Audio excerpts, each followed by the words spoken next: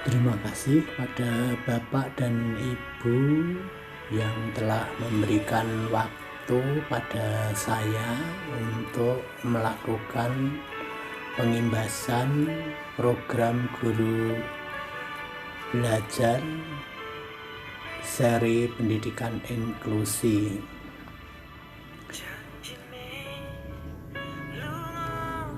Program guru belajar dan berbagi seri pendidikan inklusi. Program guru belajar ini adalah salah satu upaya meningkatkan kompetensi guru dalam memahami keberagaman peserta didik serta meningkatkan kemampuan guru dalam mengadaptasi kurikulum sehingga lebih sesuai dengan kebutuhan peserta didik. Program guru belajar dan berbagi seri pendidikan inklusi dirancang untuk menjawab tantangan guru di sekolah reguler atau sekolah penyelenggara pendidikan inklusi agar mampu melayani keberagaman peserta didik di kelasnya. Adapun tujuan dari program guru belajar dan berbagi seri pendidikan inklusi, yang pertama, meningkatkan pengetahuan guru tentang konsep keberagaman peserta didik, konsep dasar pendidikan inklusi, dan sistem layanan pembelajaran bagi peserta didik berkebutuhan khusus. Yang kedua, meningkatkan dan memberikan pengalaman langsung kepada guru untuk melakukan identifikasi, menyusun asesmen dan planning metrik, serta membuat program pembelajaran individual.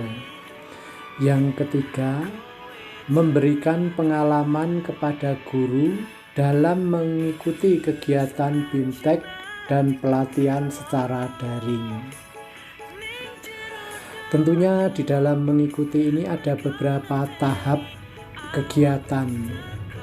Tahap yang pertama adalah BIMTEK, tahap yang kedua adalah pelatihan, tahap yang ketiga adalah microlearning, dan tahap yang keempat adalah pengimbasan.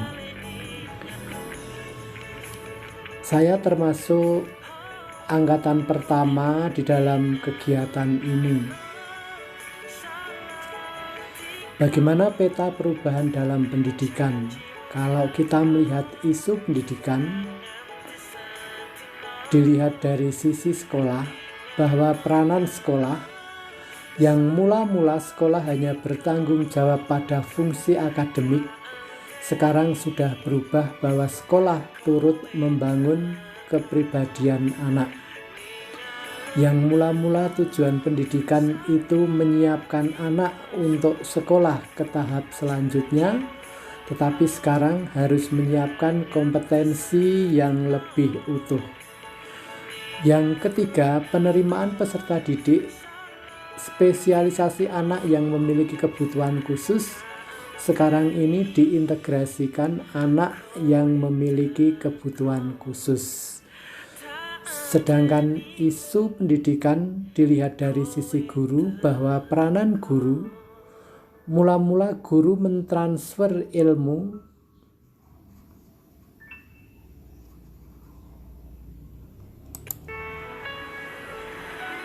tetapi sekarang guru selain sebagai pendidik, sebagai konselor. Bagaimana dengan aktivitas guru? Mula-mula guru bekerja sendiri-sendiri. Dengan pendidikan inklusi ini, guru harus bekerja dalam tim. Dan apa yang harus dimiliki guru? Kompetensi guru harus murni pada mulanya, tetapi sekarang kompetensi akademik dan sosial harus dikuasai. Klasifikasi peserta didik berkebutuhan khusus.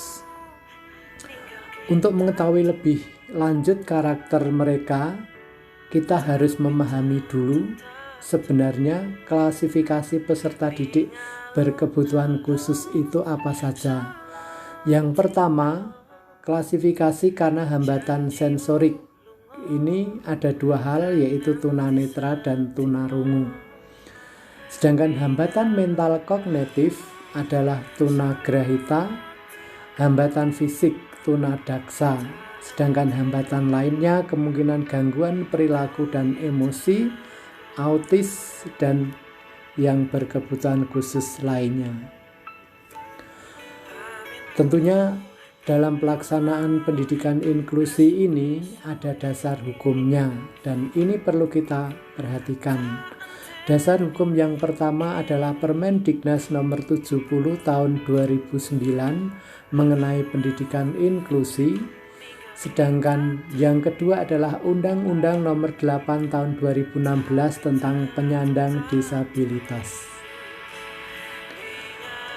Bagaimana mekanisme layanan pendidikan peserta didik berkebutuhan khusus? Pertama, harus ada identifikasi bahwa proses kenali peserta didik sebelum yang bersangkutan mengikuti pembelajaran. Yang kedua adalah assessment, yaitu upaya untuk mengetahui kemampuan-kemampuan yang dimiliki, hambatan atau kesulitan yang dialami, mengetahui latar belakang mengapa hambatan atau kesulitan itu muncul, dan untuk mengetahui bantuan apa yang dibutuhkan oleh peserta didik berkebutuhan khusus. Bagaimana dengan layanan intervensi? Dimaksudkan untuk menangani hambatan belajar dan hambatan perkembangan agar mereka dapat berkembang secara optimal. Langkah berikutnya yaitu penempatan dan tindak lanjut. Penempatan kegiatan belajar dalam kelas bersama-sama peserta didik lainnya adalah cara yang sangat inklusif, non-diskriminasi, dan fleksibel, sehingga guru harus membuat rancangan kegiatan pembelajaran dengan mempertimbangkan modifikasi dan adaptasi yang dibutuhkan peserta didik berkebutuhan khusus. Di sini ada beberapa hal berkaitan dengan akomodasi kurikulum. Yang pertama adalah model modifikasi. Modifikasi berarti merubah atau menyesuaikan satu atau beberapa komponen kurikulum dengan menggunakan standar isi KIKD, standar kurikulum nasional, dirubah untuk disesuaikan dengan kondisi kebutuhan dan kemampuan siswa berkebutuhan pendidikan khusus. Modifikasi ini dapat diberlakukan pada 4 komponen, yaitu modifikasi tujuan, modifikasi materi, modifikasi proses, dan modifikasi evaluasi. Dari apa yang sudah saya sampaikan tadi, tentunya kita melihat bahwa SMA Kristen Satya Wacana sebagai sekolah laboratorium UKSW tentunya dapat mengimplikasikan pendidikan inklusi ini. Nah, bagaimana caranya? Itu yang harus kita pecahkan. Demikian Ibu dan Bapak, apa yang sudah saya sampaikan ini kiranya akan menjadi bahan kita bersama untuk merenungkan kira-kira apa yang harus kita lakukan ke depan. Terima kasih.